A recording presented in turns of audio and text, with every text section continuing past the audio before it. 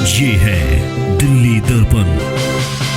जिस तरह से पिछले कुछ दिनों में जिन प्रोडक्ट्स की महंगाई बढ़ी है, जिसके रेट बढ़े हैं, वो साफ इशारा है कि आने वाले दिन बेहद भयानक होने वाले हैं। ऐसी आपात स्थिति में जब देश इतने गंभीर समस्या से जूझ रहा है और हमें साफ नजर आ रहा है कि आगे का समय कितना भयानक होने वाला है, सरकार को क्या करना चाहिए, प्रधानमंत्री को क्या करना चाहिए? क्या उनको अपने कैबिनेट के साथ बैठ करके, अपने एक्सपर्ट्स के साथ बैठ करके आगे जो भयानक समय आने वाला है उसकी तैयारी नहीं करनी चाहिए? और हमारे प्रधानमंत्री क्या कर रहे हैं? हमारे प्रधानमंत्री को चुनाव प्रचार से फुर्सत नहीं है। हमारे प्रधानमंत्री अभी 2-3 दिन पहले एक ऐसे एयरपोर्ट का फीता काटने के लिए गए हुए थे जहां से पहली फ्लाइट भी 2 महीने बाद, 3 महीने बाद उड़ेगी। जैसा कि आप सबको पता है कि देश एक बेहद गंभीर दौर से गुजर रहा है और महंगाई बम रोजाना आम लोगों के घरों में फूट रहा है।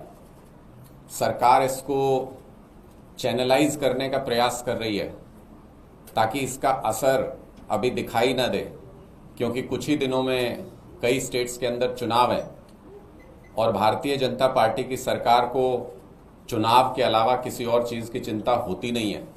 इसलिए अभी इसके इफेक्ट को कम करके दिखाने का प्रयास किया जा रहा है। जिस तरह से पिछले कुछ दिनों में जिन प्रोडक्ट्स की महंगाई बढ़ी है, जिसके रेट बढ़े हैं, वो साफ इशारा है कि आने वाले दिन बेहद भयानक होने वाले हैं। मैं ऐसा इसलिए कह रहा हूं कि कमर्शियल गैस अगर आप देखें तो पिछले 2 महीने में 5 बार अलग अलग रेट उसके बढ़ाए गए और कुल मिलाकर 525 रुपए कमर्शियल गैस सिलेंडर महंगा हो चुका है। गैस तो एक ही जैसी होती है, कमर्शियल सिलेंडर में भी, घरेलू सिलेंडर में भी, लेकिन अभी घरेलू सिलेंडर के दाम सरकार ने रोक रखे हैं।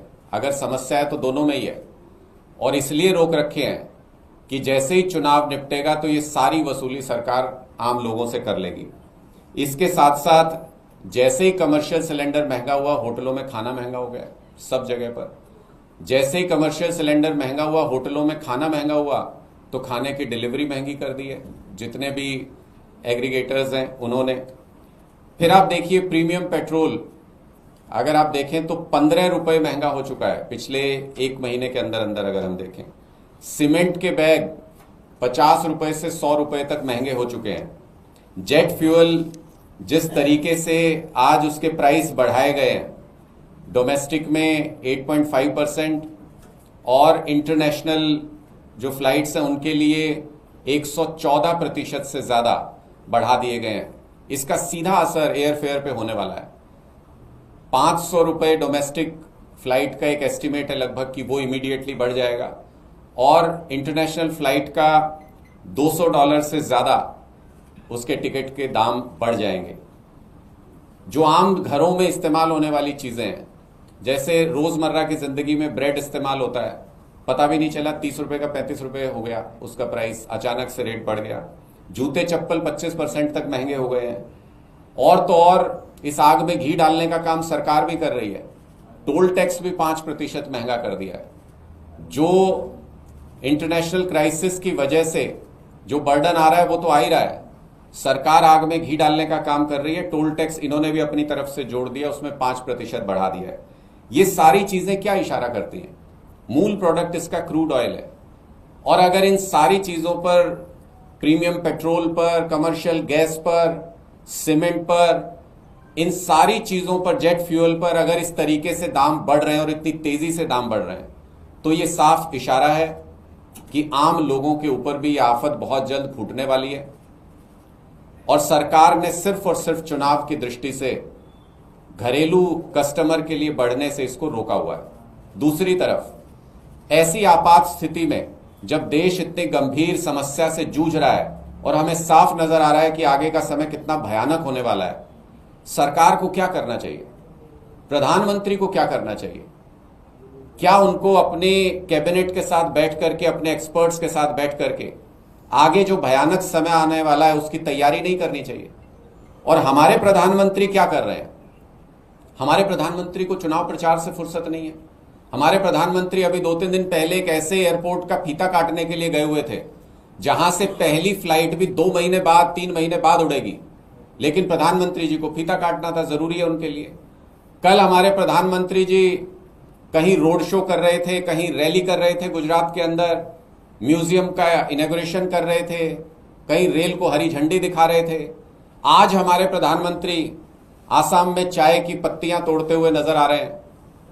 मुझे ऐसा लग रहा है कि जिस चीज को प्रधानमंत्री जी छू लेते हैं वो महंगी हो जाती है, तो आने वाले समय में ऐसा लगता है कि चाय के दाम भी बढ़ जाएंगे। मोदी जी ने आज हाथ लगा दिया है, असम जाके वहां चुनाव प्रचार कर रहे हैं।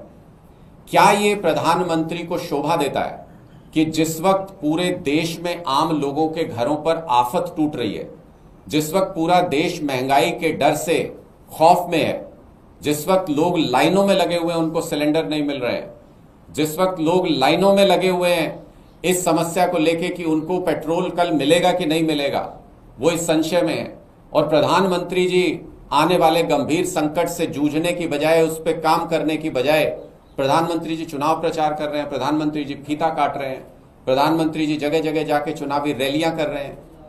क्या राजनीति में सिर्फ और सिर्फ चुनाव जीतना ही भारतीय जनता पार्टी का मकसद है? क्या उनको देश के लोगों की कोई परवाह नहीं? क्या प्रधानमंत्री जी ने जो संवैधानिक शपथ ली थी देश के लोगों के प्रति, देश के प्रति, क्या उनको उसकी कोई फिक्र नहीं?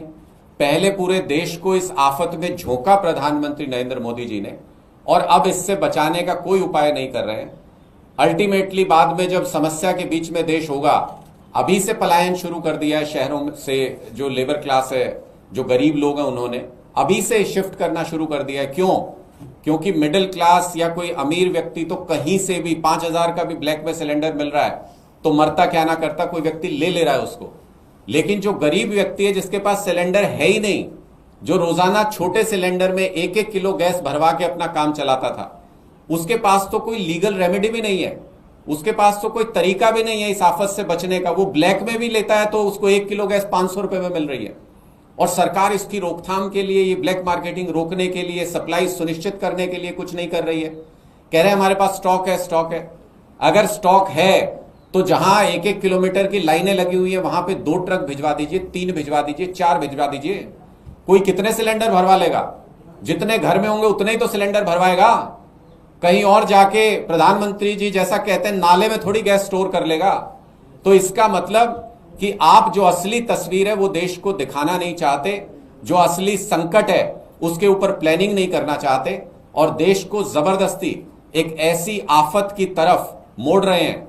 प्रधानमंत्री जी ने पहले ही अनाउंस कर दिया कि कोरोना जैसे हालात होने वाले हैं, और अब मुझे लगता है कि वो प्रयास कर रहे हैं कि कोरोना जैसे हालात हों ताकि वो अपने बिजनेसमैन दोस्तों को खूब मुनाफा इस आपदा में अवसर तलाश के उनके लिए बना सके, उनको खूब मुनाफा कमा सके।